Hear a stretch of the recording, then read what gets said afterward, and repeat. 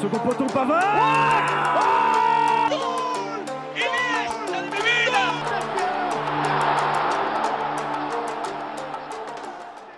Bonjour à tous et bienvenue pour En Première Intention, émission du coup qui sera publiée le samedi 18 décembre. J'ai avec moi à ma droite le retour du seul, de l'unique de Dridi. Bonjour à tous, ça fait plaisir de retrouver la lumière après un mois. Et quelle lumière hein. C'est pas de la LED hein. Et à ma gauche toujours, Aurélien. Bonjour Lorenzo, bonjour à tous et à toutes. Et je préviens que Dridi était dans une chambre capitonnée avec un sweat avec les manches attachées. C'est tout ce que j'ai à dire. On n'a pas déjà vécu ce moment. Ouais. Voilà, pour ceux qui ne le savent pas, c'est la troisième prise qu'on fait. C'est pas grave. On a raté le live. On a re-raté le live. Et là, c'est sûr. Mais oui, c'est pas grave. Au programme aujourd'hui, les news extraordinaires. Le top flop. On va parler également du tirage au sort des 8e de finale de Ligue des Champions, des 16e de finale d'Europa League et de Conference League. Il y aura ensuite les matchs à voir du week-end. Et on finira par un quiz un petit peu spécial pour cette fin d'année. Je vous garde la surprise pour la fin. On va passer directement aux news.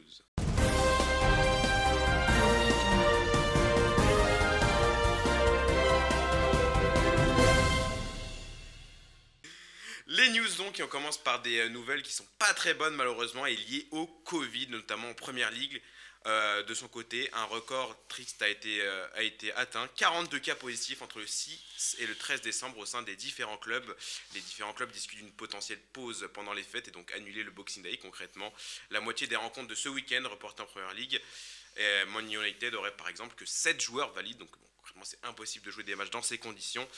Il faut aussi noter que 25% des joueurs pro anglais ne veulent pas se faire vacciner, contre 92% de joueurs vaccinés en Espagne. Bientôt tous les matchs seront huis clos en Allemagne. Il y a différents clusters également en Espagne. Au Real Madrid avec 7 cas, notamment Luka Modric, Rodrigo Gosh ou encore l'entraîneur Carlo Ancelotti. Aussi à Valence où l'entraîneur est positif. Une 5e vague donc qui touche tout particulièrement le monde du football. Se dirige-t-on vers une pause pendant les fêtes, voire plus, ou une situation semblable à 2020 où les matchs à huis clos seront rois malheureusement. Mais la dernière fois qu'on m'a dit qu'il y avait une pause, c'est mal terminé. Ouais, j'espère que ça va pas trop mal se terminer du coup, parce que là c'est une situation qui commence à être un peu ingérable pour les différents clubs. Ouais, mais je pense que maintenant on a les vaccins, c'est déjà la première chose. Après faut voir si la troisième dose permet de comment dirais-je, endiguer de limiter au maximum le variant Omicron et la propagation de ce nouveau variant. Maintenant, je pense pas qu'il y aura de pause, hein, parce que là, c'est une période quand même charnière pour les clubs, avec le Boxing Day, comme tu l'as dit, avec une légère coupure aussi, je crois, d'une semaine post-Boxing Day, début janvier, oui. Et même en Allemagne aussi, ils s'arrêtent, je crois, ils reprennent que mi-janvier. Il y a quelque chose comme ça. Hein. Oui, mais c'est toujours des longues pauses. Non, mais c'est... Mais du coup, on va peut-être profiter pour voir des pauses de plus d'une semaine ou 2 semaines de plus pour les différents championnats. Là quand même, en fin d'année prochaine, il y aura quand même la Coupe du Monde 2022. Donc le Boxing Day va sauter. Ça ferait 2 Boxing Day de suite qui passera à la caisse. Pour les diffuseurs, c'est un coup dur. Au niveau du calendrier, comment on va faire, parce que tu sais pas comment comment la suite. Le parfait exemple on en parlera pour la Conference League, mais on sait toujours pas qui de Tottenham ou du Vitesse Arnhem. Tottenham. Ah oui, tapis vert c'est terminé. Tapis vert, c'est Vitesse comme quoi la Coupe d'Europe, c'est encore refusé à Antonio Conte. Décidément. Même la Conference League. Même la Conference League, hein, c'est C1, C2, enfin C1, C3, C4. Tous les modèles de Citroën, il a du mal. Pauvre Antonio Conte. Oui. On va passer du coup à la deuxième news, le tirage.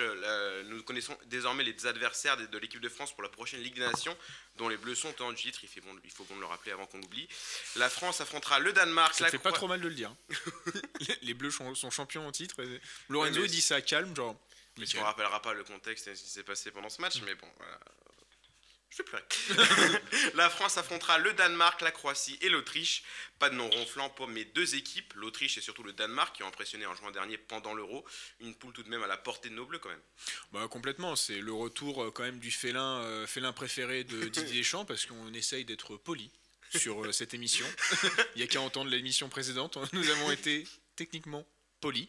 Et franchement, de toute façon, on va en discuter après. Je suis bien content d'être dans ce groupe 1, même si pour moi j'ai plus peur du Danemark. Ou c'est vrai que l'Autriche, je pense toujours à Arnautovic qui pourrait être notre Seferovic estival. Mais sinon, non, je suis bien content de ne pas avoir ni l'Espagne, ni le Portugal, ni l'Angleterre, ni l'Allemagne. On va dire les autres groupes, parce que dans le groupe 2, le tirage a donné ce groupe-là. Espagne, Portugal, Suisse, République tchèque, de vieux ennemis l'Espagne et le Portugal. Et en plus, tu vois, on serait tombé genre avec la République tchèque, pareil. J'ai pas envie de. La République tchèque, impressionnant aussi pendant l'Euro, qui s'est arrêté en quart de finale. Oui, je ne dis pas de bêtises. Quart de finale. Le groupe 3, là aussi, sacré groupe. Italie, Allemagne, Angleterre et la Hongrie. Évidemment, qui s'est avéré quand même chiant pendant tu sais que pendant la Seconde Guerre mondiale, l'Angleterre aurait eu peur. Hein. Bah oui, ça aurait été 3 contre 1, ça aurait été dommage. Le groupe 4, la Belgique, les Pays-Bas, la Pologne et les Pays de Galles. Donc là, des groupes très relevés. Après, c'est un peu le principe de la Ligue des Nations avec les différentes poules et les différents chapeaux, etc. Après, faut voir quand est-ce que les matchs se jouent, parce que je crois qu'il y a en juin, non ? Oui, 2 juin. Bah oui, mais par exemple, les équipes qu'on a dans le groupe de l'équipe de France, par exemple le Danemark ou l'Autriche, voire même la Croatie, je suis pas sûr que les joueurs de ces sélections-là auront des cadences infernales avec 50 matchs dans les jambes, donc ils seront peut-être potentiellement plus frais, donc ça pourra jouer aussi. Ça sera un facteur à prendre en compte, je pense. Et oui, on parle de la Ligue des Nations et une nouvelle qui est arrivée du coup ce vendredi, tout à l'heure. Une potentielle, c'est quasiment officiel, une ouverture de la Ligue des Nations aux différentes équipes de la CONMEBOL, donc du coup de l'Amérique latine. Donc on aura bientôt en Ligue des Nations, à partir de 2024, a priori, le Brésil, l'Argentine, la Colombie, l'Uruguay, etc. Donc on a Liga de las Naciones. Ouais, c'est ça, c'est la Qu'est-ce s'appelle Orio, la Coupe du Monde aussi. Hein, mais, et je vais refaire ma vanne, parce que je la referai tout le temps. Comme par hasard, l'idée vient d'un mec qui est passé dans un club italien, drapé de blanc et de noir et qui n'est pas dans le frioul. Donc après le meneur de jeu qui a eu la bonne idée de pondre cette Nations League, voilà l'ancien buteur qui a l'idée de foutre la CONMEBOL. Heureusement que nous sommes dans un monde où on doit être un peu plus vert. J'ai hâte de jouer à la Paz. Franchement, j'ai hâte de jouer à la Paz. C'est un potentiel nouveau trophée pour Messi à gagner avec l'Argentine. Oui, c'est vrai. On rigole, mais on pourrait avoir une finale Argentine-Portugal. Ah ouais. Messi et Mbappé l'un contre l'autre. Portugal. J'étais sur la France, moi, je sais pas pourquoi. Kylian Mbappé. Kylian Mbappé. Ça lui va bien, Kylian Mbappé. Bon, on l'entendra, mais bon, avec un accent espagnol peut-être. Ah oui. À partir de juillet-août prochain. J'ai vu des tweets pas mal sur ça.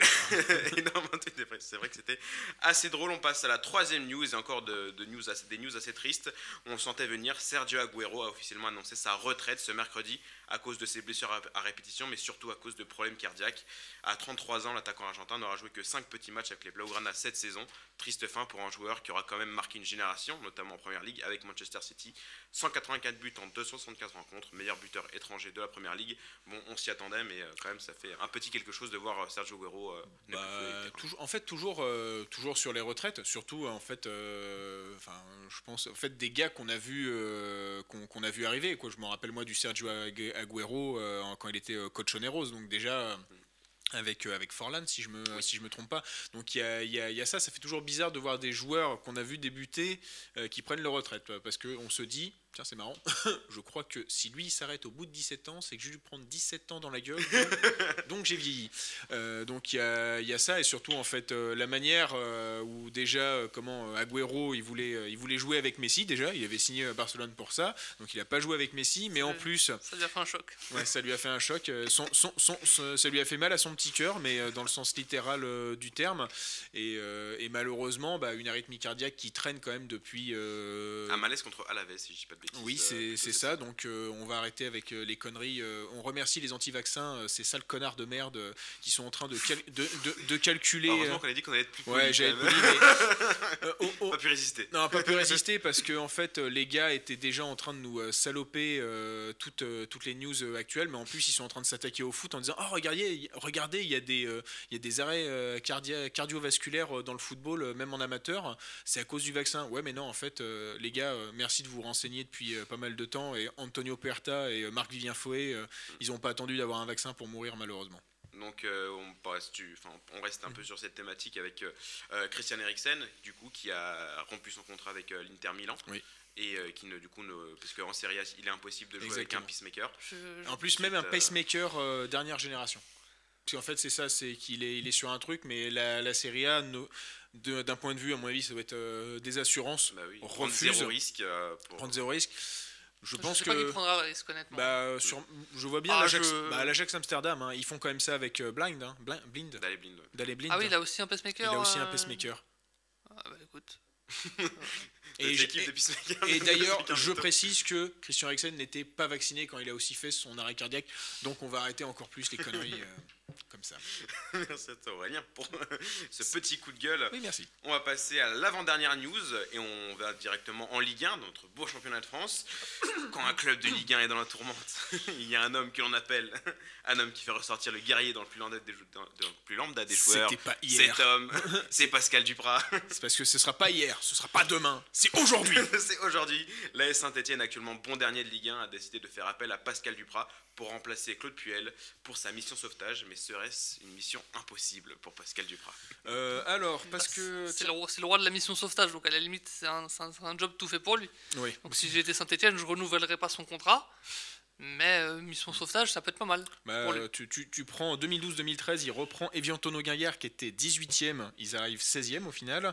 Toulouse 19e en 2015-2016, 17e avec ce coup franc de Yann Bodiger, qui est malheureusement parti la saison suivante en Espagne, hein, c'est comme ça qu'on traite les héros apparemment. Caen, qui était 17e de Ligue 2 en 2019-2020, ils ont fini 13e, avant que bien sûr 6 mois plus tard c'était plus compliqué puisqu'il s'était fait virer. Et là, Saint-Etienne 20e en Ligue 1 cette saison, donc à voir pour une fois, parce que ça a été un déferlement sur Twitter où... On voit une image de Pascal Duprat à l'entraînement. Voilà, en gros... pas tort, hein. Mais en gros, qui dit on va bétonner, on va attendre que les autres d'en face fassent une erreur. C'est vrai, hein, malheureusement, Pascal Duprat, il a ni les joueurs pour essayer de développer un style de jeu, on va dire, un gegenpressing ou un truc attrayant. Un peu plus attrayant.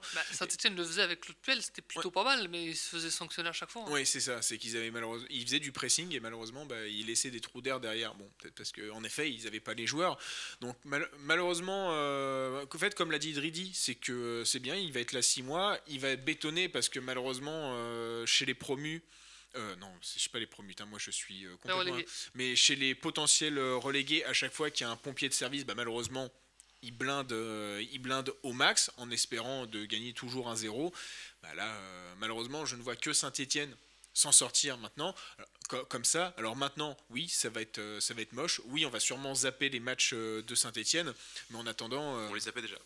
On les zappait peut-être déjà. Mais il y a, entre guillemets, une institution à sauver. Et la réponse la plus court-termiste possible. Peut-être la plus efficace. Et peut-être la plus efficace, c'est celle-là.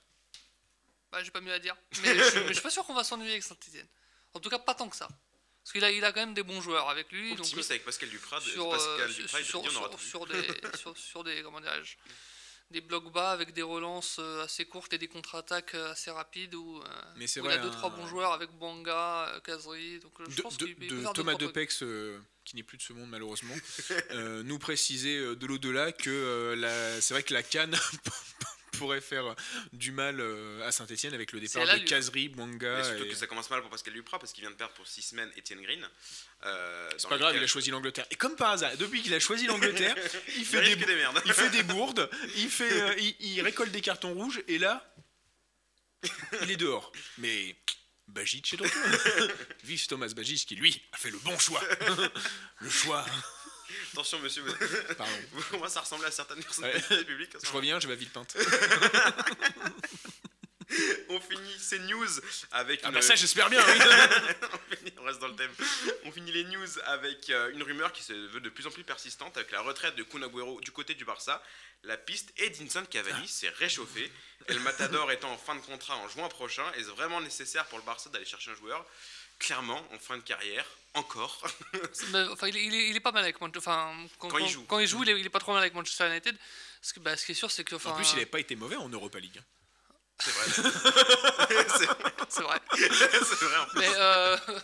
Mais honnêtement, ça dépend le contrat, ça dépend les émoluments que lui donneront le FC Barcelone. Mais franchement, c'est pas si mal. Enfin, compte tenu de ce qu'a c'est toujours mieux que le FC Barcelone. Franchement, c'est pas si mal. Et encore, il fait encore quelques courses, il est bien physiquement. C'est toujours un grand finisseur, surtout sur la première et deuxième touche. Donc oui, franchement, pour le FC Barcelone, à l'heure actuelle qui plus est, c'est pas si mal. Après, s'il lui propose 4 ans de contrat à 8 millions, voilà, bon. Ouais, parce qu'il a refusé les Boca Juniors qui étaient venus pour lui, Edinson Cavani, pour potentiellement rester en Europe. Et encore un défi pour Cavani qui risque de quitter de toute façon Manchester United à la fin de la saison. On va donc passer maintenant aux news extraordinaires avec Aurélien. C'est parti.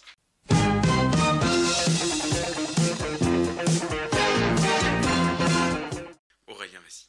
Allez, et promis, le jour où je meurs, je ne tenterai pas une résurrection du style l'empereur Palpatine dans l'ascension des Skywalker. En attendant mon dernier souffle, voici 3 nouvelles news extraordinaires. Alors, suite au licenciement de Zdravko Logaruzic en septembre, la fédération zimbabwéenne a fait appel à Norman Mapeza pour s'occuper de l'intérim. Et comme le brave monsieur a fait du bon travail, notamment en qualifiant les Warriors, beau surnom quand même, pour la CAN 2022, si elle a lieu, il a été confirmé à ce poste. Donc Norman, il n'a pas pu faire des vidéos, mais il a pu composer son staff et a demandé à Benjani d'être son adjoint. Et oui, l'ancien Océrois en plus a accepté et pourra donc participer à sa 2e Coupe d'Afrique des Nations après celle de 2006 où il n'est pas allé plus loin que le premier tour. Et à Noël, cette fête que certains extrémistes croient chrétienne, mais bon, ne pas respecter l'histoire est monnaie courante avec ces gens-là. Bref, dans un souci mercantile, l'Atalanta Bergame a modifié son maillot domicile pour réaliser un maillot moche de Noël. Il paraît que c'est fashion, bref. Manque de bol, ils se sont un peu loupés. Les designers de la DA ont voulu mettre un panorama de la ville sur la tunique, sauf qu'en fait, on reconnaît bien une tour de Turin. Le stagiaire a encore frappé. Et comme je parlais de chrétienté, il n'y a pas si longtemps que ça, en tout cas il y a une news, je refile au Vatican, parce que j'ai été déjà affilé au Vatican la dernière fois. La finale de la Vatican Cup avait lieu cette semaine entre la police de la papauté et l'Ospedale Pediatrico Bambino Gesù, un hôpital pour enfants sous juridiction du Vatican. Eh bien, ce sont les forces de l'ordre qui l'ont remporté, ce trophée, et donc pour une fois, ils n'ont pas frappé les soignants durant une manifestation. Incroyable, merci Aurélien. Je vous en prie. Pour les news extraordinaires, on va passer tout de suite au top et au flop.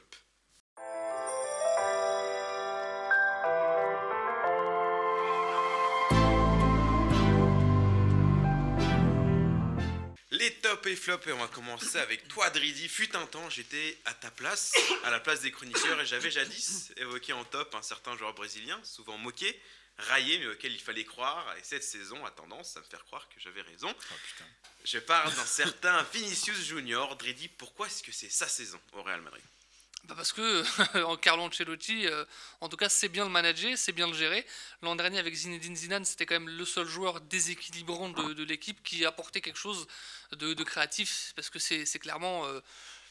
je vais pas dire, c'est quand même un peu le seul dribbleur de l'équipe et c'est un profil forcément qui manque au Real Madrid, mais dans le football en général, il y a de moins en moins de dribbleurs et forcément il a quelque chose de spécial et il était un joueur spécial pour le Real de Zidane, mais il lui manquait quelque chose, à savoir l'adresse devant le but, la finition, le bon choix. D'ailleurs, Benzema avait exprimé son courroux à son encontre. Il disait faut pas lui faire la passe s'il joue contre nous. Là, maintenant, il joue avec eux et avec Benzema parce que c'est l'homme en forme du Real avec le Cabenouébé. Je crois qu'il a 12 buts oui, et je crois avec que c'est le même Real un Madrid. des meilleurs passeurs de Liga. Hein. Ouais, et c'est 12 buts, c'est son plus gros total. Depuis son arrivée, si on additionne les 3 dernières saisons au Real, il n'a jamais atteint ce total. Donc c'est la saison de Vinicius qui est le meilleur Brésilien depuis le début de saison, hein, le meilleur joueur brésilien de début de saison du Real, mais aussi de la sélection et en Europe, quoi, devant le Neymar. Et je pense que s'il continue comme ça, on pourra avoir une belle doublette d'attaque, voire peut-être une triplette l'an prochain, si jamais Mbappé quitte le PSG. Ce qui est pas sûr, mais on ne sait pas. Est-ce que l'effet col roulé aura une prolongation? Je lui ai rendu hommage du coup avec ce pull qui ressemble pas mal à il coûte moins cher. Ouais, il coûte moins cher et il est moins délavé. Bah merci. Toujours là pour faire plaisir. Vinicius, on en reparlera pour la Ligue des Champions parce que bon. Et pour la Nations League, pardon. aussi du coup. Peut-être. League. L'autre top, ton top à toi Aurélien, nous avons le luxe en France d'avoir un vivier énormément fourni, notamment en défense centrale. Oui. On connaît les William Saliba, Wesley Fofana, Jules Koundé ou encore Diop Upamecano. Toi Aurélien, tu veux nous parler d'un autre possible prétendant à un moyen long terme à l'équipe de France. William Gallas. Qui est directeur sportif au Honda de Budapest, je crois. Et il s'agit bizarrement d'un joueur formé à la JOCR. Ouais, bizarrement. Hein. C'est vrai que entre ma news sur Benjani et là sur Evan Ndinka, je me suis dit cette émission est sous le signe de la Croix de Malte. Hein. Mais c'est celle de la JOCR. Donc en effet, quand même, ça fait... de mémoire, ça fait au moins 3 ans qu'il est à l'Eintracht Francfort, quand même, Evan Ndinka. Qu'est-ce que je peux dire de lui? C'est qu'il est quasiment titulaire depuis son arrivée. Il est quand même arrivé à 18-19 ans, il me semble. Qu'il a joué tous les matchs cette saison, mais surtout qu'il a passé une belle semaine parce qu'il y avait 2 journées en Bundesliga et ce petit bâtard, reviens s'il te plaît, il a quand même marqué un but et fait une passe décisive, ce qui pour un défenseur central, on va pas dire que c'est quelque chose de très rare, mais quand même.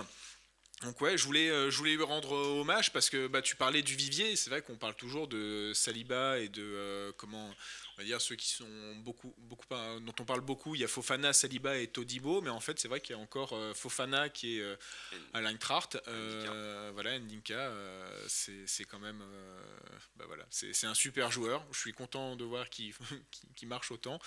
Et maintenant, quand le jour où il est en équipe de France, je crois que là vous allez m'entendre.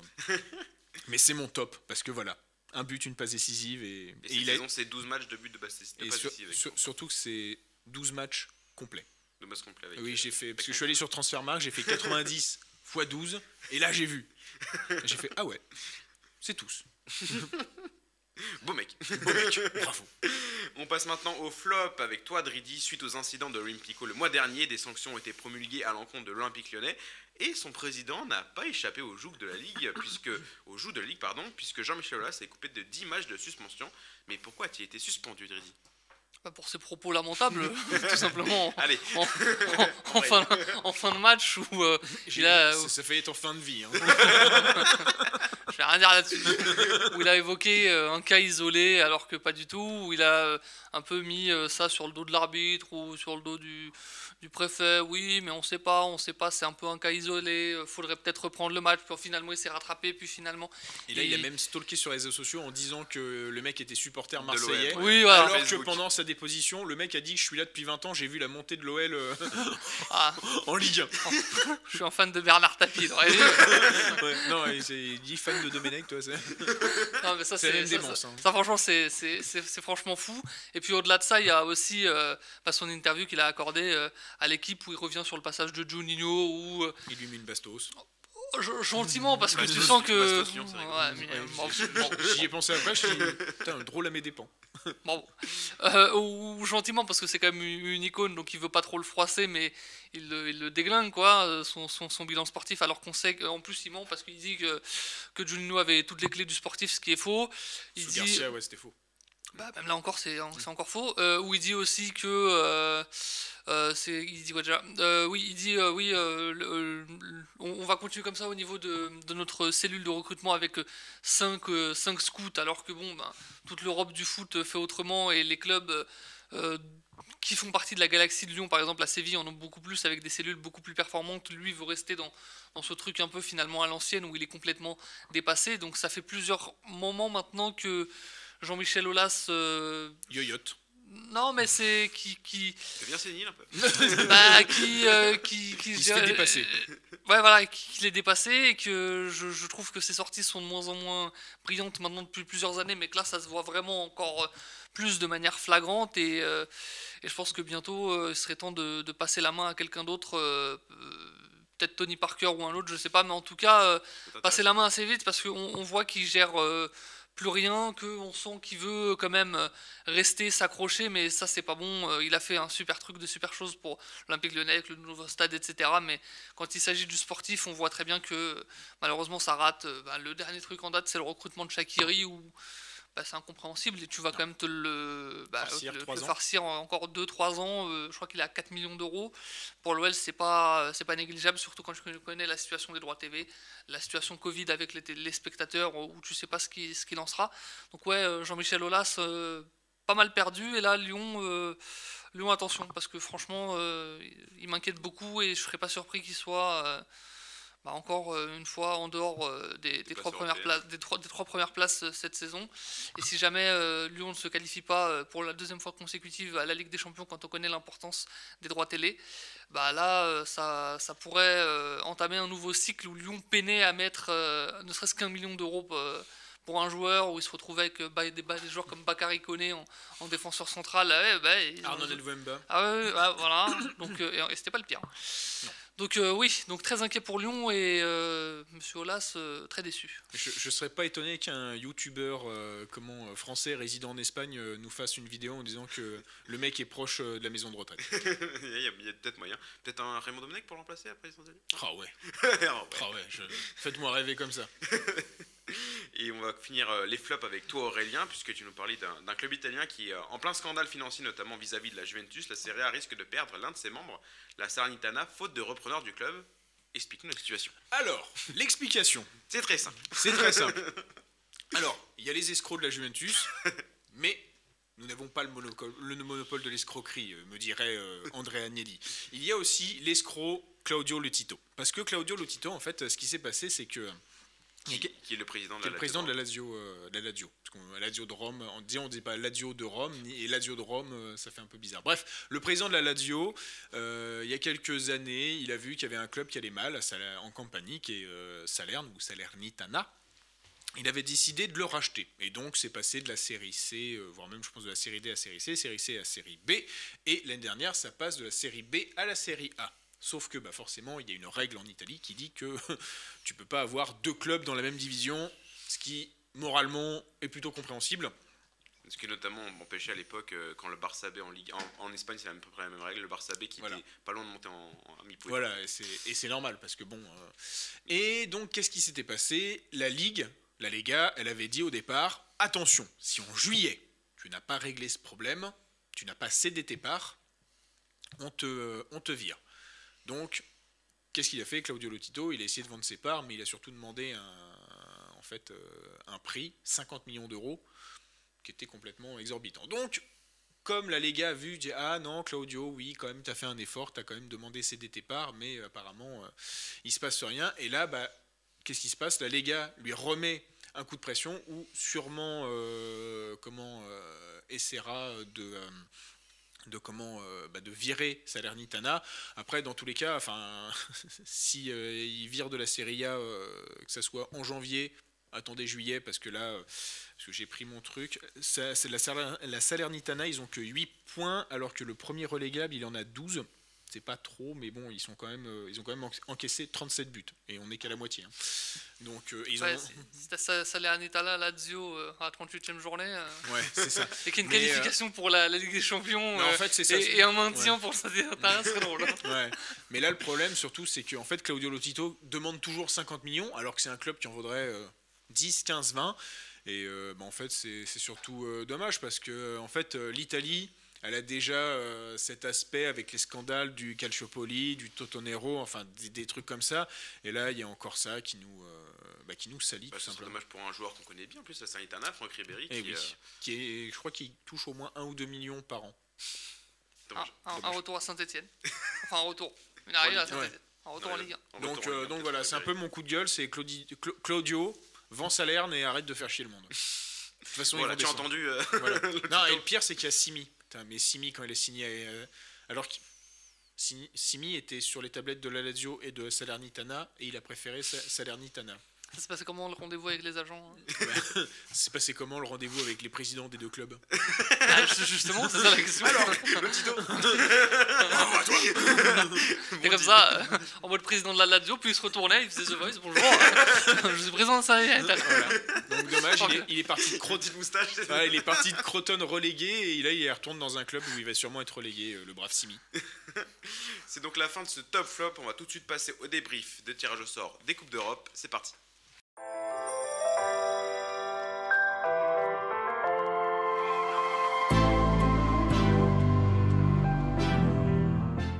Le débrief du tirage au sort des huitièmes de finale des différentes Coupes d'Europe, et un tirage au sort qui s'est passé de manière assez ubuesque, bizarre, parce qu'au moment de tirer la première couille dans le pâté, ouais, c'est ça a été au moment de tirer Villarreal et Manchester United. Du coup, c'est pas possible. Mais c'est pas possible. Bah oui, c'est pas possible parce qu'ils étaient dans le même groupe, et donc à partir de là, il y a eu beaucoup de problèmes aussi pour le Sporting. Il me semblait qui pouvait pas tirer un autre club, et ça ils ont tiré. Enfin, c'est un bordel pas possible.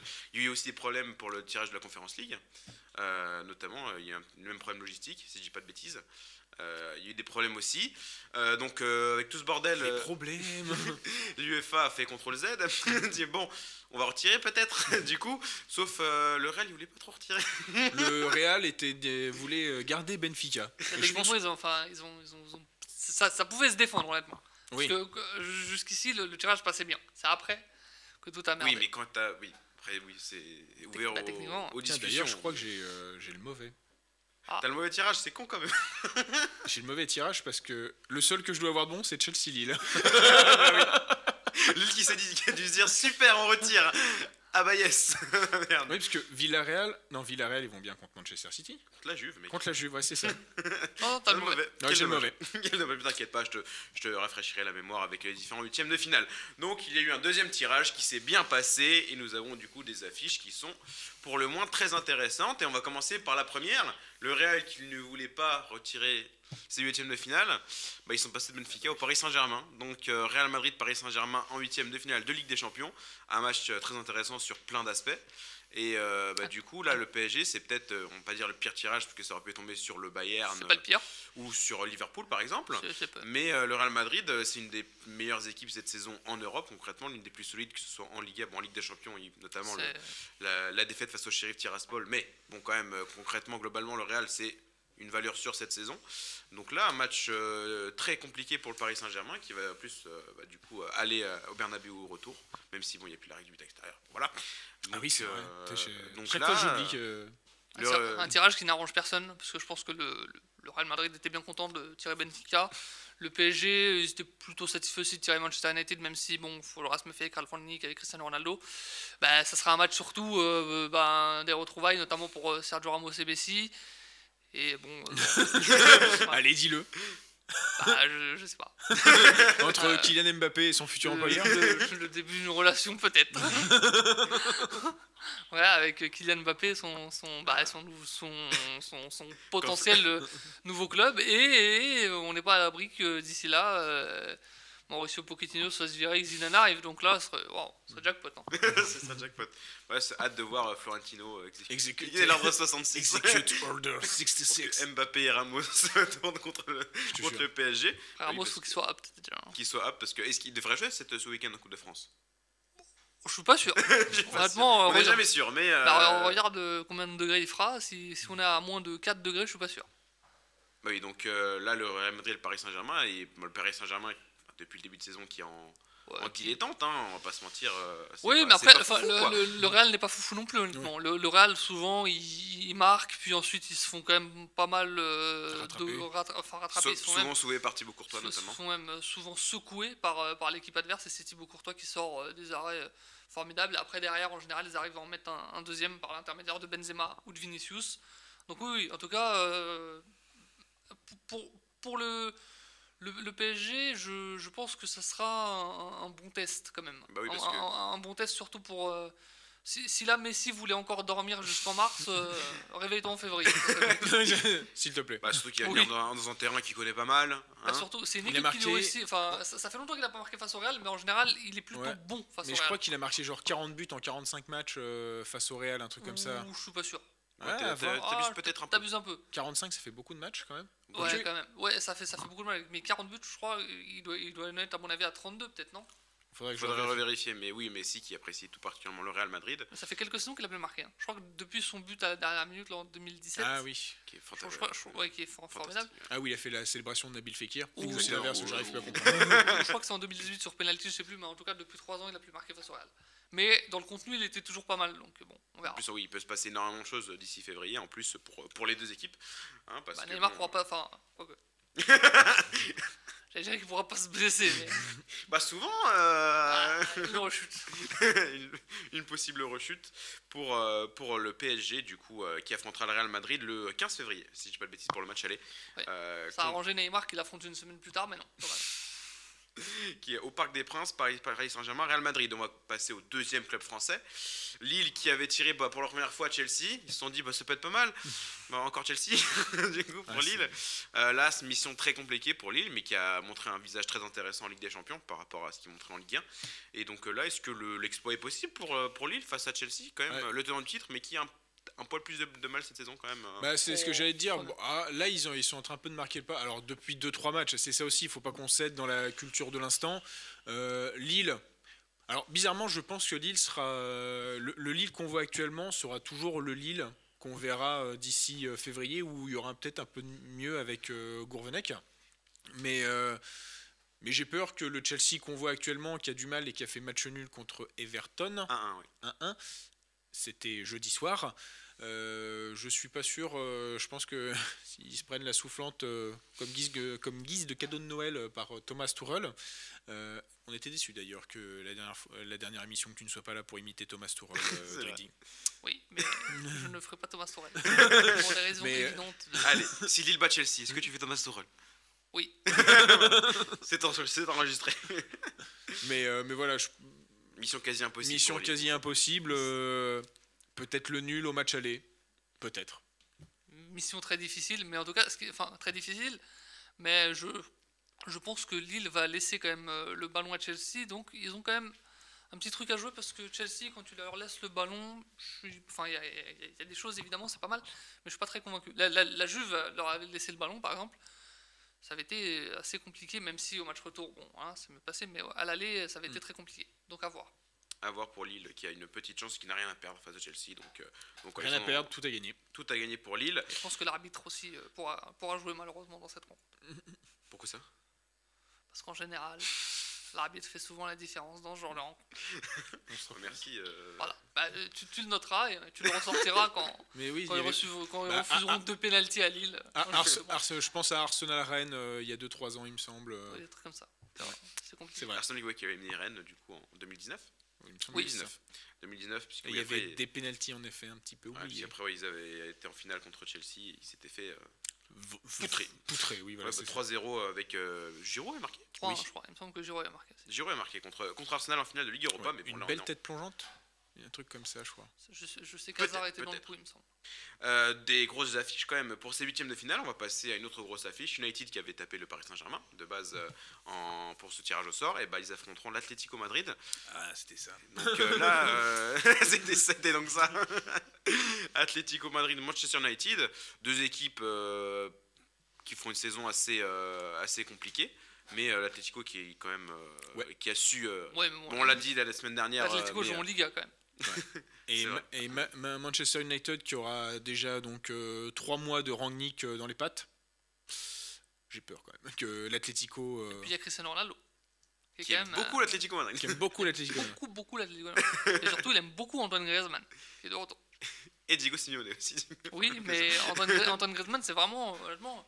Je serais curieux de voir leur confrontation et l'avantage Ronaldo sur Griezmann. Parce que j'ai l'impression qu'à chaque fois qu'ils se sont rencontrés, Griezmann a fini en pleurs. Donc, c'est con, mais... C'est dommage, mais donc là, United qui part peut-être un peu favori, mais bon, je pense qu'aucune des équipes qui a fini première voulait tomber sur l'Atlético Madrid. Parce qu'ils sont chauds à jouer, mais ils sont pas... Honnêtement... ils s'étaient tombés face à qui lors du premier tirage? Face au Bayern? Oui. Atlético? Oui. Oui. Ils sont contents. Oui, je pense que Tatico est très content. Si tu veux, tu veux me poser des questions sur le premier tirage. En fait, le Barça dans son tirage, ça compte même pas. C'est vrai que j'ai vu passer aussi des blagues pas mal. Le Barça demandait aussi de refaire le tirage, mais depuis tout début, depuis les phases de poule. Je suis pas sûr qu'il tombe sur un meilleur groupe. Je suis même pas sûr qu'il sorte du groupe dans tous les cas. Ce qui est pas impossible. Donc Atlético Madrid United, pour l'instant, est-ce qu'il y a un favori quand même qui se dégage? 50-50. 50-50. Ouais, 50-50. Vu les dynamiques actuelles, ça, un autre choc qui aurait pu être pas mal, qui était un gros choc peut-être dans les années 2006-2007, Inter Milan-Liverpool. L'Inter Milan qui fait une très très belle saison quand même pour l'instant. Là ils commencent à être bien. Ils deviennent dans le rythme. Simone Inzaghi il a mis un peu de temps, même s'il restait sur le même le 3-5-2, le même système schéma tactique que Conte. Ils sont sortis des poules, donc pas que Conte. C'est ça. Et surtout que Conte avait fait finale de l'Europa League et il l'avait perdu. Non, demi-finale. Oh, je sais plus. Tiens. Il en a perdu tellement. Ouais, il en a de perdu. matchs Enfin, qu'on s'en rappelle plus. Mais Inter Bah si, Milan, si, le Final Four, ils étaient en finale, l'Inter. il me Face à semble. Séville, non? l'Europa League, Oui, c'est ça, l'Europa League. ils avaient perdu contre Séville, oui, Oui, effectivement, voilà. en finale contre. Je suis pas mauvais quand même. C'est vrai. Et du coup, Liverpool Liverpool. qui fait office de deuxième favori quand même de cette Ligue des Champions derrière le Bayern, juste derrière quand même. Oui, avec Manchester City aussi pas Avec loin, et Manchester Chelsea, City, mais oui. oui, ils sont dans Liverpool, sont dans le lot, donc, oui. qui va devoir quand même passer l'Inter Milan, J'y pas crois. mal à faire. Après, juste, parce que c'est quand le match aller? C'est le 16 ou Et- le 22 ou 23. Par... Ah mince, parce Faut que, pas que ce soit le 15. enfin, si jamais le Sénégal et l'Égypte vont très loin à la CAN, Mais est-ce qu'ils iront est-ce que Mohamed Salah et Sadio Mané iront à la CAN? Parce que Liverpool a l'heure de dire ce serait bien que vous restiez quand même, les mecs. Ouais, mais alors, Mohamed Salah, je demande à voir sa réaction s'il va pas quand même. Ouais. Sadio Mané, pareil, hein. Parce qu'il était finaliste, Sadio Mané, lors de la dernière édition. Je pense que ça lui tient à cœur d'y aller. Ouais. Si jamais elle est maintenue, je demande à voir la gueule qu'il va faire, hein. Je peux Ouais, pas pareil. ouais, C'est ouais. deux joueurs qui veulent quand même Et puis remporter il un y aura les trophée restrictions international. sanitaires. Parce que le variant Omicron, on y va comme ça. Bah oui, on si le dit jamais tout le il y a temps, une période c'est- d'isolement et tout, et qu'ils vont au bout, admettons. Ouais, ça peut être Ça peut compliqué être pour la Ligue des chiant pour eux, Champions et pour Mais Liverpool. avantage Liverpool, et je dis pas ça de mon tropisme anti. Oui, comme Liverpool favori, mais l'Inter Milan peut peut faire quelque peut chose. créer la surprise quand même. Allez, 60-40 pour Liverpool. Là, 60. Liverpool est favori, mais encore une fois, faut voir quelle équipe ils auront, quoi. Parce que si tu te retrouves sans Sané, Sans Salah. sans Sané aussi, bon, sans Sadio Mané et Mohamed Salah, compliqué, beaucoup plus compliqué. Comme forcément. Origi, Il y aura Minamino. Minamino, oui, c'est vrai aussi. Non, mais Origi, il sera capable. Alors, on se moque d'Origi, mais il sera capable de marquer un but à la 80e. Ah oui, non, mais Origi qui est toujours là dans les bons coups pour Liverpool pour les sauver. Mais je ne sais même plus s'il il est toujours là. Il avait prolongé. Bah oui, Ah bah, oui, il a il a marqué marqué il contre a Wolverhampton. Wolverhampton à la dernière minute. Oui. D'accord, ok. Donc il est toujours là pour sauver Encore un Liverpool. qui a pas Le soldat Origi est toujours Encore là. un qui a mais pas je- suivi l'émission de la semaine dernière. J'ai pas suivi les derniers matchs de Liverpool. J'ai pas joué. Les deux derniers matchs. On va passer à un autre match peut-être piège pour la Juve qui va affronter Villarreal qui s'en est sorti tout juste de Face à sa poule l'Atalanta. face à l'Atalanta qui va retrouver un autre club italien. La Juve qui a montré peut-être un meilleur visage quand même un peu en Ligue des Champions qu'en Serie A. Oui. Donc C'était pas là, compliqué en même temps, donc, pas compliqué, mais Villarreal qui fait une saison très compliquée en championnat, qui est 13ème si je dis pas de bêtises de Liga. Là, c'est match où le perdant risque de perdre gros concrètement parce que bon, enfin, bon. Bah, C'est la Juve qui perd plus, ouais. ouais, je dirais Oui, que. la Real élimine en huitième de finale. c'est pas mal déjà. Déjà ils sont pas, oui, ils sont arrivés en huitième, C'est pas le drame Ouais. du siècle. Non, je Si dirais la que Juve, Villarreal, ils passent, ils sont contents, ils perdent, bon bah ils ont déjà réussi à faire quelque chose. La Juve qui se fait encore éliminer en huitième de finale, bah ce sera juste la 3e année consécutive. Lyon, c'était un 8e. Oui. Non, si, c'est en huitième. C'était un 8e. Ouais, c'est un 8e. Porto, c'était un 8e. Oui aussi. L'Ajax, Non, l'Ajax c'était c'était un un quart. quart. oui, puisqu'ils Voilà. arrivent après Donc, Real et Juve après l'Ajax. Donc encore un fondateur de la Super League qui pourrait tomber direct. On prend. Même On si avantage Juventus pour ma part. Oui, avantage Juventus quand même. Ensuite, les 3 derniers matchs Benfica, Ajax, Amsterdam. L'Ajax favori, Oui, mais c'est- Benfica a montré des choses. Grand Sébastien Haller. Grand Sébastien Haller qui. Il a 10 buts, je crois, non? Oui, il peut battre encore des records, Sébastien Haller. Ce serait intéressant de voir. Plus Mais qu'Eden Hazard dans toute sa carrière, non? Oui. Malheureusement. En 6 J'aime matchs beaucoup- alors que Eden Hazard c'était une quarantaine, un truc comme ça. J'aime beaucoup Eden Hazard, mais. L'Ajax grand favori contre Benfica, mais attention. Alors, on parle, oui, après en février. Attention, Faut hein, parler de la dernière fois que donc Sébastien Haller il sera à la avait- CAN, même problème pour la CAN. Non, Côte Ah oui, c'est vrai, d'Ivoire. la Côte d'Ivoire n'est pas à la CAN. Côte d'Ivoire Autant n'est pour pas moi, excusez-moi. qualifié. Et donc Sébastien Haller, la dernière fois qu'il a rencontré une équipe portugaise, bah, c'est Sporting et il a mis au moins un quadruplé donc sur le premier match et peut-être un doublé sur le retour. Et c'est un club de Lisbonne aussi. Du coup. Et c'est un Donc, club de Lisbonne aussi. Donc voilà, l'Ajax favori face à Benfica. Ensuite, bon, bah, un match normalement qui ne fait quasiment aucun doute. Sporting Portugal, Manchester City. Bon, a priori, Ah oui, ils ont eu de la c'est chance, l'autoroute. Ils ont eu Et de là, la il chance. remodifie. Attends, c'est- Villarreal au début. Voilà. Au premier, non, mais Manchester City a toujours de la chance au tirage, c'est énorme. Une chance au tirage, une chance au grattage. Et encore une fois, une autre affiche avec quasiment l'autoroute, le Bayern Munich qui affronte Salzbourg, les voisins autrichiens. Bon, a priori, voilà. Et bah là, s'il y avait L'Anschluss, ce serait un derby. A priori, bon voilà, donc les huitièmes de finale de Ligue des Champions qui auront lieu à partir du 15 février. Hâte d'être en février quand même parce que les affiches seront belles et il y aura des choses sûrement intéressantes. Et, Il y aura de l'amour dans l'air. Et peut-être quelques films coquins au match ah ouais, aller. avec le Bayern Munich et Manchester City, c'est fortement probable. Ensuite, les tirages au sort des barrages d'Europa League pour accéder aux huitième. Donc les 16e de finale, tu as le droit de dire les 16e de finale. Donc techniquement, c'est pas des. Mais, finales. mais les premiers de groupe sont qualifiés pour les Oui, huitièmes. directement pour les huitièmes. Là, c'est entre les deuxièmes de groupe et les barragistes, enfin les repêchés de Ligue des Champions. Donc les 16e de finale. Bah, Ouais. Oui, mais il n'y en a pas 16. C'est pas des 16e de finale. Ils appellent ça barrage, c'est des barrages. D'accord, ils ont encore. Mais pourquoi ils ont modifié ça? Bah, ils appellent ça des Parce barrages. qu'il y a la Conférence League. Voilà, donc ça. Il y a un nouveau sas de Ouais, découvre, c'est enfin, compliqué. Moi aussi, j'ai mal à la tête. Parce que il me semble que si t'es éliminé du barrage, t'es en Conférence League, non? En Europa League, si tu Ouais. finis 3ème, oui, t'es en Conference League. Ouais, mais si tu fais. Si tu Non, te fais je crois éliminer que du là, barrage, Non, tu vas pas en Conference League, Ah, c'est t'es terminé. pas- Au bout d'un moment, c'est terminado. Hein. Y a pas un peu- Le Barça n'ira pas en Il n'y a, Conference League. y a pas un pré-barrage, je sais pas. T'étais en C1 il y a 15 jours. Dans ces cas. Et là, tu viens. J'ai fini 3ème de C1, mais je finis finaliste en C4. Non, il faut arrêter les bêtises. Ah, ce serait énorme. Donc c'est 8. Enfin, j'allais dire 8ème de finale. Non, c'est barrage d'Europa League. Barça-Napoli, quand même, belle affiche. Belle affiche. En hommage de Maradona. Oui, j'y ai pensé. C'est quand même l'histoire est belle. Même si, en fait, Maradona, il a pas tant marqué que ça, Le Barcelone. Barça, mais oui, bon, par une magnifique baston contre Bilbao, c'était. oui, Qui était, Bah, c'est là où. C'est tout son a dernier commencé- match, d'ailleurs. C'est là où tout a commencé pour lui, vers la dégringolade. Ouais. Parce que c'est là où il découvre la morphine. On ne réussira jamais assez à Oh. Atletico Bilbao, compliqué. Donc là, le Barça-Napoli, est-ce que le Barça va jouer à fond cette Europa League? Il y a intérêt quand même. Ça reste à voir. Il y a- Mais parce que l'important quand même pour le Barça, c'est de se qualifier en Ligue des Champions l'année prochaine. Ouais, mais pas sûr qu'ils y arrivent. Il y a le- Oui. Ouais. Ah oui, et il y a moins de matchs a priori en Europa League qu'en championnat. non, Oui. Moi, je pense- Après, ils ont que 5 points de retard sur la Ligue des Champions en championnat. C'est pas non plus. Voilà, Oui, mais il y a quand même pas mal d'équipes. c'est vrai. Donc, Mais là, l'Europa League, quand même, ça va être une Europa League assez relevée parce qu'avec tous les clubs. Oui, mais elle est- juste, elle- t'as de la elle est chance au tirage, relevée, c'est pas mal. chaque année, là, l'Europa par contre, League. c'est Naples, donc ils ont pas de chance. Hein. Et Ils ont pu tomber surtout sur qu'en n'importe fait, qui, Naples, j'en discutais cette semaine, autant les phases de poule étaient assez compliquées. Ils sont qualifiés au dernier moment contre Leicester. Bah, c'est ça, parce qu'ils avaient fait match nul et après ils avaient perdu contre le Spartak Moscou. D'ailleurs, bah oui, Naples qui est deuxième derrière le Spartak Moscou. Autant j'aurais dit, ils auraient été chauds pour la bazarder, autant le fait de tomber contre Barcelone, même s'ils T'as sont, envie, t'as envie. sont dans la lutte pour le titre, ils vont vouloir la jouer. C'est Barcelone. Et autre grosse affiche, Leipzig-Real Sociedad, quand même. Ouais. Pour les amoureux du beau football, Allez. ça Pas peut être mal. intéressant, même si Leipzig fait une saison très compliquée quand même pour l'instant. Bah, l'entraîneur a été viré. Eh oui, avec leur nouvel entraîneur. Je ne sais plus. J'ai plus le nom. Moi j'ai l'ancien, Jesse Marsh. Un nom italien, mais allemand.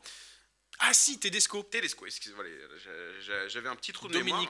Domenico Tedesco, le nouvel entraîneur de Leipzig, du coup face à la Sociedad qui fait une très très belle saison en Liga, même si ça commence un peu à se casser la gueule quand même, parce que le week-end dernier ça a perdu 4-0 contre le Oui, mais Betis. bon. Enfin, Donc, le bon, le Betis, c'est Sociedad, bien, après, la Sociedad c'est toujours comme ça, de toute façon, très très bon début de saison, et après ça se casse un peu la gueule malheureusement, et bon, là en Europa League, ils peuvent faire quelque Isaac, chose. ça fait longtemps qu'il n'a pas dû marquer, je crois. Ouais, déjà la Sociedad, ça se casse un peu la gueule. Donc on parle du Betis qui affrontera le Zénith Saint-Pétersbourg, Braga contre le Sheriff Tiraspol, Séville contre le Dynamo Zagreb, l'Atalanta contre l'Olympiakos, et le Borussia Dortmund contre les Rangers, et finalement Porto Lazio. Là aussi, belle affiche. Lazio, quand même, belle Lazio, affiche. donc bon, pour l'instant, là, on va attendre de voir du coup pour les huitièmes de finale, parce que là c'est que des barrages, mais bon, normalement, le Barça, Napoli, à part le Barça-Napoli. Quand il y a comme des affiches équilibrées, hein, Lazio-Porto, Barça-Napoli, Leipzig-Sociedad, moi, ça va être de beaux matchs, Ça quand va être pas mal. Ça va être pas mal. ça Bah, va être de très pour un barrage d'Europa League, c'est pas mal. On a connu pire au niveau des rencontres. On passe d'un barrage à un autre, maintenant c'est les barrages de Conference League, parce qu'il y a le même système pour la Conference League. On va juste faire les clubs français. Hein. Bah, il n'y en a qu'un. Bah, il y en a qu'un. L'Olympique de Marseille, du coup. Ouais, parce que Rennes est qualifié. Ah bah oui, c'est Rennes est vrai. déjà qualifié pour les huitièmes, et là Marseille, Marseille, du coup, qui a qui va fait à Karabag. Karabag. Non, bah, une analyse à nous poser sur Karabag. Ne jouons Tellement plus que fort. j'en sais rien du tout. Mais du coup, Marseille, logiquement, qui pourrait jouer à la Conference League à fond. C'est ce qu'on Oui. espère. Faut l'espérer. Faut l'espérer. Il y aura aussi le PSV Tout contre... ça pour dire à nouveau à jamais les premiers. Possible, bah oui. Ça pourrait être beau, l'histoire serait belle encore une fois. Le PSV contre le Maccabi Tel Il Aviv. serait lourd, mais ce serait beau. Fenerbahçe Slavia Prague, Midtjylland PAOK Salonique, Leicester Randers. Randers, c'est quel Danemark. Et je crois que c'est Danemark. C'est possiblement le Danemark. Celtic contre le Bodo Glimt. C'est quel pays ça? Norvège, c'est le champion le plus septentrional, c'est-à-dire le plus proche du pôle Nord, il me semble. Et qui est champion de Norvège, qui vient de en période de Noël, c'est invraisable. Le Sparta Prague contre le... Crois-moi, février, si le match allait, il a Bodo, il va falloir revenir à avec 30, là, le bonnet, les mitaines, l'écharpe, le damar, tout. Il y a peut-être des orteils qui vont tomber. Hein. Ouais, je crois que... Sparta Prague, Partizan Belgrade, et finalement Rapide de Vienne contre le Vitesse Arnhem. Bon bah là, encore une fois, faudra attendre peut-être les quarts demi-finales pour avoir des affiches poil plus sympathiques, prestigieuses. Parce que bon, quand même, t'as Leicester, t'as Rennes, t'as la Roma aussi qui est encore en conférence. Oui, c'est vrai. Donc ce bon vieux José. Ça peut être... on sait jamais. Hein. Oui, lui aussi, il aimerait bien faire... Il a la Conference League, il a gagné la Ligue Europa, je crois. Oui, avec Manchester, avec un but de Pogba contre l'Ajax Amsterdam. Et oui. C'était lui déjà le coach à Manchester? Ah oui, c'était lui. Bah oui, c'est lui, hein. Avec Zlatan qui gagne l'Europa League, du coup c'était... Mais Zlatan était blessé. Il était blessé. Pardon, donc peut-être une finale Marseille-Rennes en conférence League, on sait jamais. Allez, on prend. Et le gagnant gagne quoi? Une place en Europa League, c'est ça? Et des tickets resto. Ils ont déjà le Uber Eats. Il peut utiliser. Oui, mais je pense que ça doit être ça. Sûrement une place en Europa League. Donc c'est la fin de ce débrief des tirages au sort des Coupes d'Europe. Donc on verra tout ça à partir du mois de février. On passe maintenant au match à voir du week-end.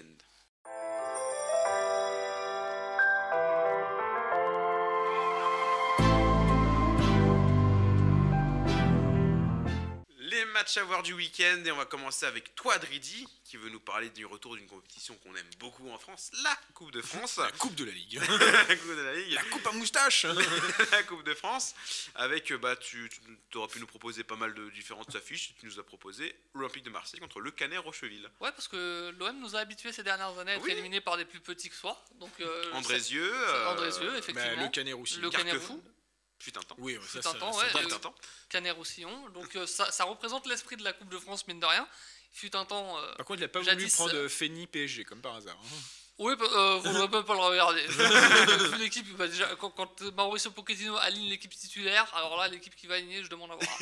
Enfin, bref, fut un temps, ça a quand même été le recordman de victoire de la Coupe de France, jusqu'à ce que le PSG le dépasse l'an dernier, je crois. Ou il y a 2 ans, je sais plus. Il y a 2 ans, ils avaient perdu contre Rennes. En 2020 2019. Ouais. Oui. 2020, c'est contre Saint-Etienne qu'ils ont gagné, ou c'était en Coupe de la Ligue. Oui, non, mais en 2020, le Final 8, et l'an dernier, ils l'ont gagné, non? Encore. L'année d'avant?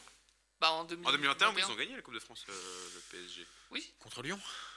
Non, Monaco? Oui, voilà, contre Monaco. Donc il y a 2 ans, oui, c'était. Enfin, bref. Donc. J'aurais pu reprendre un autre match, mais c'est plus pour le retour de la Coupe de France, les 32e de finale, le foot amateur qui a énormément souffert durant la période de Covid, qui là... On salue d'ailleurs le président Nîmois d'être parti avec la caisse d'un club amateur. Précise, attention. Oui. Quand tu dis ça, attention à ce que tu dis quand même. Attention à tes tournures de phrases. Donc c'est plus pour saluer ça et le retour du foot amateur, parce que l'an dernier c'était un peu compliqué avec les clubs professionnels, les clubs amateurs, etc. Et leurs petits trucs, leurs petites tambouilles internes qu'ils avaient fait, là c'est le retour de la vraie Coupe de France, c'est ça qu'on aime. Et puis l'OM pourrait être encore éliminé par un peu plus petit que soi, et là, bon, voilà, c'est tout ce qu'aime Thomas, qui malheureusement, comme tu l'avais dit, je crois en début d'émission, nous a quittés lors de la dernière conférence de Sampaoli. Aurélien. Je crois qu'il a fait un transfert avec la tête de Dimitri Payet sur le jeu de bouteille. Là, il nous a quittés. Le deuxième match à voir du week-end, c'est toi Aurélien, avec une affiche très importante pour le titre en Serie A, entre Milan AC et, on en a parlé un petit peu pour la Coupe d'Europe, le Napoli. Et oui, en effet, parce que en fait, les deux équipes ne sont pas sur des superbes dynamiques. Le Milan AC, donc, qui vient de faire match nul contre l'Udinese grâce à un but de Zlatan vers la 90e, alors que c'était Beto qui avait ouvert la marque, et Beto qui travaillait dans un Burger King au Portugal il y a à peine 3 ans. Portrait en venir. De bonhomme, Narui. Voilà, c'est ça. Et surtout, en fait, le Napoli qui était quand même premier de Serie A il y a à peine 3 journées, et qui là, en fait, a déjà 4 points de retard sur l'Inter qui est passé premier. Donc, en fait, ce match-là est aussi important pour l'AC Milan que pour le Napoli, parce que l'AC Milan, s'ils veulent rester au contact de l'Inter, où ils ont déjà 1 point de retard, il faut qu'ils gagnent. L'avantage, c'est que j'ai vu passer une stat, mais Pioli, depuis qu'il est en poste, il y a les fameuses 5 sœurs Je crois que ces 5 sœurs, c'est en gros les 5 plus gros clubs de Serie A. Je n'ai plus en tête les vraies formations, mais je crois qu'il y a l'Inter, la Juventus, l'AS Roma, et doit avoir le Milan. Et une 5e qui m'est sortie de... Lazio ou le Atalanta. Non, à l'époque, c'était genre, ça a été dit dans peut-être des années 70, 80, enfin, voilà, donc c'était vraiment quand il y avait des gros clubs, peut-être la Fiorentina, j'ai un doute, mais je veux plus dire de bêtises, déjà sur 70, 80, j'ai peur. Mais bon, donc Pioli a réussi toujours à prendre des points, pour le moment, c'est le big boss des sœurs, il a réussi à prendre le plus de points, donc en espérant qu'il fasse ça, parce que s'il veut garder cette deuxième place et rester au contact de l'Inter, ce sera impératif. Et le Napoli, s'ils ne veulent pas comment se faire avoir, parce que la Fiorentina, c'est vrai que j'ai pas mis la 5e place, il me semble qu'ils sont à 30 points. Donc la Fiorentina qui aura même un déplacement périlleux à Sassuolo, si je ne me trompe pas. Mais c'est important pour les deux équipes et presque malheur aux vaincus. Voilà, malheur aux vaincus. Pour cette affiche, on va passer à la dernière rubrique de cette émission, le quiz. C'est parti.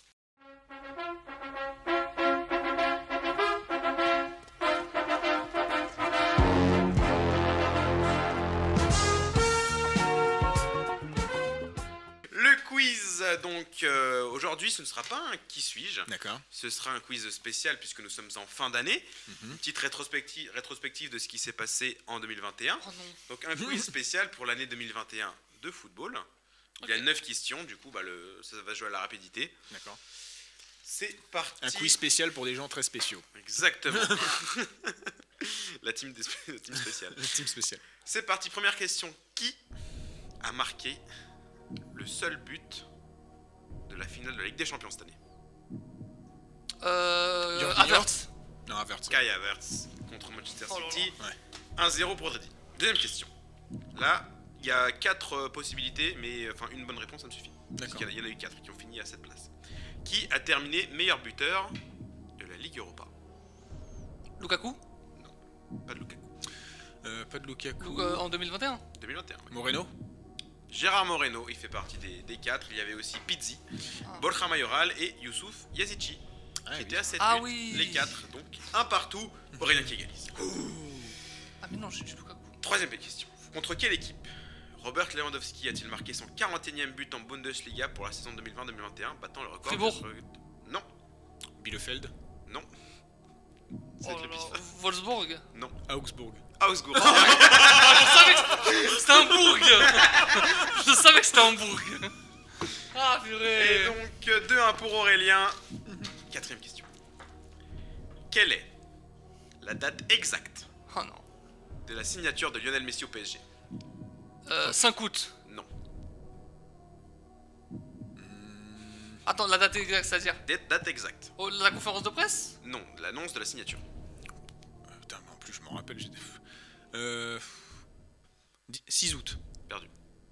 8 août. 11 août. 7 août. Non. C'était en août. Oui. Oui. Le 16. 9 août. Hein, le 10. Non, je demande la barre. Parce que t'as tiqué. Je demande la barre. Non, il a. Après, oh, il a tiqué. Bah oui, mais non, t'as pas tiqué. Je demande la barre. Tu lui donnes un indice de fou là. Ouais, j'avais déjà tiqué quand t'avais dit 8 ou t'avais dit 11, je crois. Donc, Non, mais après, moi, si vous décelez pas ça, Non, vraiment, mais moi je l'en regardais lui comme ça. Il t'a tiqué. Non. Je Tu suis retires. un mentaliste, Non, monsieur. non, mais tu retires. Non, monsieur, ça fait 3. C'est pas. Attends, juste. C'est pas le 10 août. Tu peux me surnommer. Si, c'est le 10 août. Non, Voilà, il est alors là, mon en pote. fact-checking là-dessus. Alors là, mon pote. Tu vas voir si je suis bien renseigné. L'annonce, j'ai mis sur le site du PSG, annonce de signature de Messi, c'est le 10 août, monsieur. Vérifie, c'est terrible. Monsieur, faut avouer votre défaite. Vous avez pris un but, c'est pas fini en plus, il y a 3-1. Ouais. Déjà, Guillaume, je pense qu'il y avait déjà le seum avec Augsbourg. Enfoiré. Bon allez monsieur, là on n'a pas que ça fout monsieur, je suis Ah désolé. merde, c'est le 10 août. Eh oui, c'est le 10 août, j'avais bien. Raison. Prochaine question. Qui a marqué le dernier but de l'Euro? Bonucci. Bonucci. Ouais. 3-2. Tu me la vénères, hein. Oh, il y a de la tension. Qui a terminé 5ème du Ballon d'Or? Mbappé. Benzema. Non, mais non. Ah, attends. Kanté. Non mais attends, c'est chacun son tour. Ouais, non, mais. Mais c'est chacun son tour. Quand j'ai J'allais dit dire chacun son tour, quand j'ai dit monsieur, je suis désolé. en plus j'allais dire Kanté et c'est pas une vanne. Je te jure parce que j'étais en train de refaire et j'allais dire J'allais dire chacun son tour, désolé, Bah, Aurélien, mais il y a toujours 3-2. Là, il y a. Tu gagnes pas le J'allais dire Kanté. Oui, mais ça, on le saura jamais. Je suis désolé. Mais tu lui fais des signes là, tu viens de me prendre. Mais quoi, je fais quoi? Tu sais, C'est dingue. Parce que j'allais faire le podium justement avec Jorginho. J'allais dire 4ème, j'allais dire Kanté. tu sais que la dernière fois, c'est déjà ce qui s'était passé sur les rétrospectives. Il s'était Non, déjà mais énervé. Je sais ce que ressent maintenant un arbitre face à Marco Mais Verratti. C'est fou ça. Je respecte le Monsieur, chacun son tour. Mais c'est à cause de. Mais tu lui retires un point. il y a faute. 3-2. Tu lui retires un point. Il y a 3-2, non. Manquement au règlement. Ok, Jean-Michel Aulas. Avant dernière question. Quelle équipe a été la pire attaque de Liga en 2021? Si vous réfléchissez, ça tombe sous le sens. Levante. Son dernier, mais non. Retafe. J'en ai rien à foutre. J'en ai rien à foutre de la Bon, il t'avait niqué, oui, bon, là, 3-3. Ouais. 3-3, Ouais, il t'avait je- niqué, oui, c'est vrai, t'as fait une équipe qui produit du beau jeu, hein, évidemment. Ah oui, arrête à fait. Avant dernière question. Qui est le meilleur passeur de l'année 2021? 2. Meilleur passeur ever. Meilleur passeur. Messi. Non, meilleur passeur européen 2021. De Bruyne. Non. Chacun son tour là. Oui, Aurélien.